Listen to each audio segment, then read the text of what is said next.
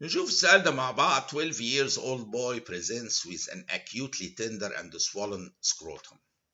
عنده 12 سنة وacutely tender swollen scrotum. دي يعني مخي دايما يروح على حتة ايه اخطر حاجة هنا، ايه اللي لازم I cannot miss torsion of testis، لان لو اهملت few hours التستس دي هتبقى gangrenous. he is otherwise well. دي يعني البلاد التيشوز الاخرى سليمه، ما فيش مشاكل اخرى. كريماستريك ريفلكس از ابسنت. انا عاجبني في السؤال ده حاجه، انه جايب الخلاصه. ما هو اصل ابسنت كريماستريك ريفلكس دي زي ما شرحناها قبل كده في احد الاسئله، هي دي الموست يعني دايجنوستيك ثينج لحالات الايه التورشن بتاع التست، اللي هي لما نعمل سكرابنج للابر انر سايد اوف ذا ثاي، المفروض السكروتم يحصل له ايه ريتراكت كده.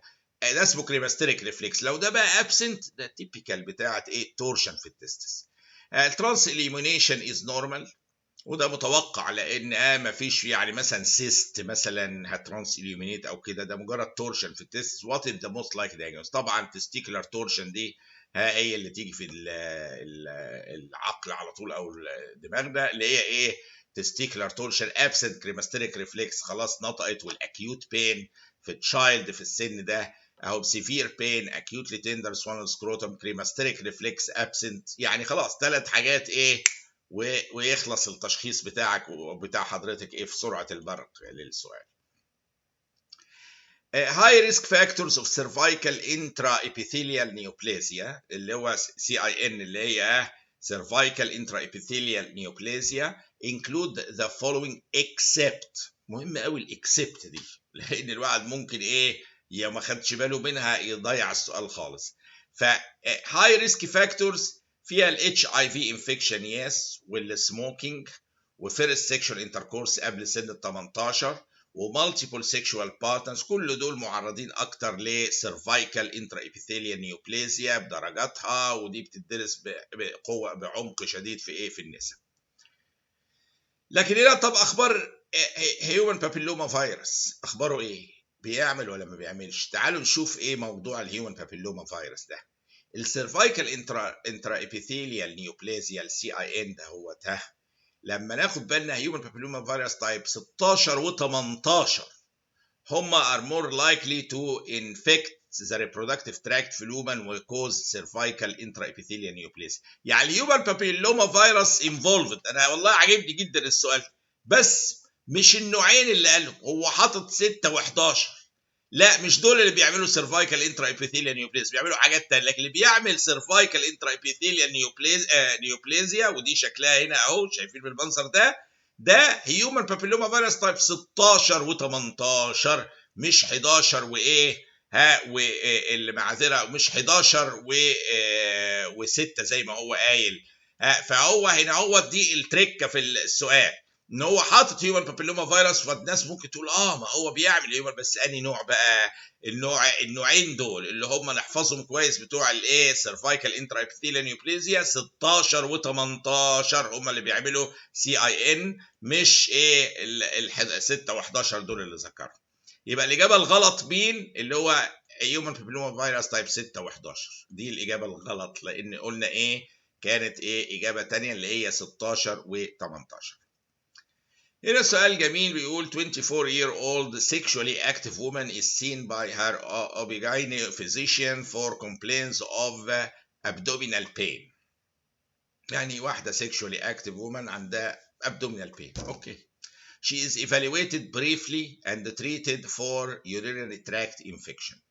الدكتور شافها سريع بتاع الاوبي جاينا وشخص يو تي اي. ما بيشوف مليون حالة يو تي اي في اليوم، راح مشخصها وخلص without any other tests being performed. الراجل واثق يعني بالنسبة له شاف مليون حالة زيها في اليوم، ودي 10 حالة يو تي اي مثلا فخلص. The next day the patient presents للإمرجنس ديبارت، جت تاني بقى ودياجنوز with rupture appendicitis. يعني الحالة الابدومينال بين كانت appendicitis مش يو تي اي خالص. Which bias caused this adverse event؟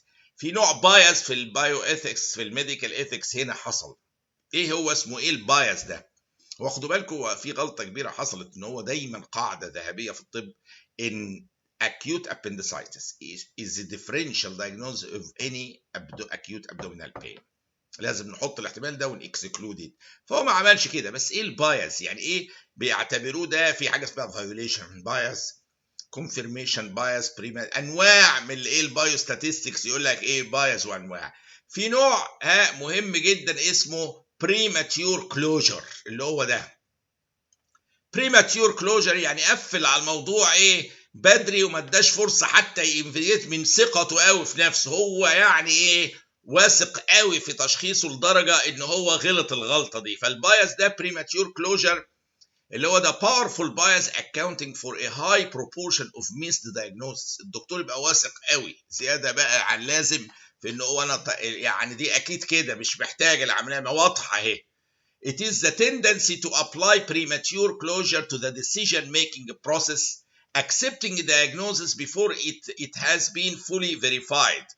اللي هو tendency ان انا عندي judgment معين premature على الحاله. دي غالبا يو تي اي بتشتكي abdominal pain وشفت مليون حاله زيها. فالpremature evaluation ده وان انا اخليه هو اللي يقودني في القرار ده اسمه premature closure. قفلت على الحاله بريماتشورلي قبل ما اديها حقها في السوى، يعني ان انا ادرسها كويس. فتخيلوها كده. فهذا النوع من البايز اللي هو واحد بيعالج بسرعه وبتحصل كتير وفي كل حته في العالم، عشان تبقوا في الصوره في امريكا بتحصل، وعشرات الالاف من الحالات بتبقى في اخطاء في الدايجنوستس والعلاج، بتحصل في كل مكان. فعشان نافويد ما نعملش البريماتيور كلوجر دي، ادي الحاله حقها، مش عشان بشوف حاجات كده يبقى هي زيها بالظبط. فهو التندنسي انه حاجه عنده مسبقه في البرين بتاعه انه يطبقها كده بلايندلي على الكيس من غير ما يعمل انفستيجيشن كافيه، اسمها بريماتيور كلوجر. ودي نوع من انواع البايز الخطيره اللي ممكن تتسبب في ميست كيس زي ما شفنا كده. As regards of chlamydial infection, the following statements are correct except. يعني بخصوص الكلاميديال انفكشن كل دول سلام ما عدا حاجه واحده. ايه الحاجه الواحده دي؟ اللي هي هو حاطط الاورجانيزم ار اوبليجاتوري انترسيلر اورجانيزم ده سليم 100%. ده اوبليجاتوري انترس فعلا الكلاميديا. It may cause sterile pyorrhea. يعني لو دي مش هتعمل sterile pyorrhea امال مين يعمل؟ الكلاميديا تعمل طبعا. Chlamydia and gonorrhea are the main cause of pelvic inflammatory disease. Absolutely. حطوا 1 و 2 كده هو دايما. The husband should be treated طبعا لانه هو sexual partner وممكن تتنقل له العدوى. Azithromycin 2 جرام in single dose is an effective treatment. هو تريكي شويه لان هي 1 جرام، هو مشكلته كلها انها 1 جرام مش 2 جرامز بس يعني. فالكلاميديال انفكشن ازيثرومايسين 1 جرام ان سنجل دوز هو الافكتيف تريت مش 2 جرامز. هو ده بس سؤاله. طبعا البلفيك انفلاماتوري ديزيز ده serious complication of chlamydia and gonorrhea, two of the most common reportable infectious disease and sexually transmitted diseases في اليو اس. وعامة في العالم أجمع مشهورة كلاميديا وعلاجها ازيثرومايسين 1 جرام، ولذا هو اعتبر الخطأ ان اديناها ازيثرومايسين 2 جرام ان سنجل دوز، لا هي 1 جرام. يعني هو التكة هنا في الدوز في الجرعة بتاعت السؤال ده ان هي 1 جرام في الكلاميديا ازيثرومايسين في سنجل دوز كيوراتيفلي.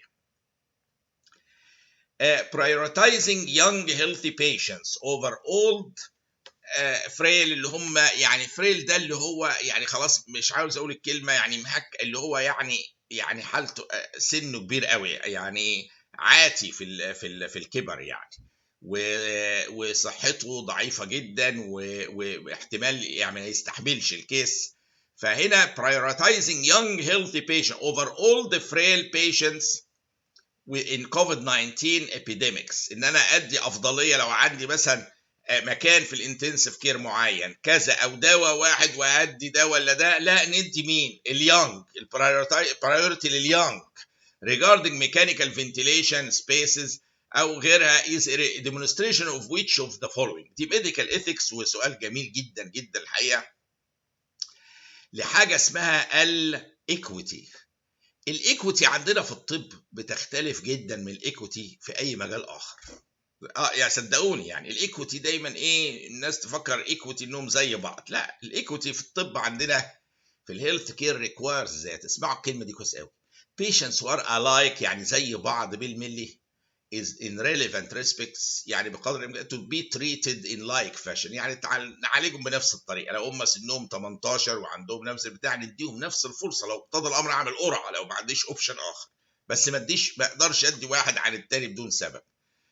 and that patients who are unlike يعني مختلفين in relevant respect to be treated in appropriately unlike fashion انهم يتعالجوا بطريقه مختلفه. دول مختلفين، اللي سنه صغير مختلف في السن عن الكبير، فهم حالات مختلفه. فهنا البرايورتي لمين؟ للي عنده سرفايفل اكتر اللي هو السن الصغير. عشان كده هذه تعتبر ايكويتي ديمونستريشن للايكويتي، ان انا اخترت اديت فرصه للصغير في السن عن الكبير جدا والطاعن في السن اللي جاله كوفيد 19 واحتمال قليل جدا انه يكمل، ففضلنا ندي العلاج او الفنتيليتور ليه او العلاج يعني المتاح لليونج عن الاولد، لانه مش متاح للاثنين. وهنا دي ايكويتي، لان هم لو زي بعض بالملي يبقى لازم ادي نفس الابروتش، خلاص هعمل ايه؟ لكن في الايكويتي في الميديسن ان انا العيانين الالايك بيتعالجوا بنفس الطريقه، اللي ما هماش الايك مختلفين بيتعالجوا بطرق مختلفه، وهنا بيتعالجوا بطرق مختلفه، هم مختلفين في السن وبالتالي علاج مختلف ده هيدخل. الانتنسيف كير ياخد العلاج وفنتليتور ده للاسف على حسب الظروف، لو في مجال اخر يبقى ممكن، ولكن لو ما عنديش فرصه اخرى ده ديمونستريشن للايكويتي. هو ده العدل في الطب، ان انا ادي فرصه للاكثر قدره ان هو ممكن يعيش. فطالما هم مختلفين، لو هم زي بعض يبقى لازم اسوي بطريقه ثانيه، ما ينفعش اختيار مني انا يعني، ماشي؟ يعني باي وسيله اخرى، ولا لكن ان جنرال هنا دي يمكن كلمه غريبه قوي، كلمه ايكويتي في الميديسن ماذا تعني في الهيلث ايثكس؟ ان العيانين اللي هم الايك يتعالجوا بنفس الطريقه، اللي هو انلايك زي دول مختلفين في السن يتعالجوا ممكن بطرق مختلفه. وده اللي حاصل، واحد هيبدا علاج واحد لا، لانه احتمال ضعيف قوي انه يعيش. ونشوف الاسئله القادمه باذن الله.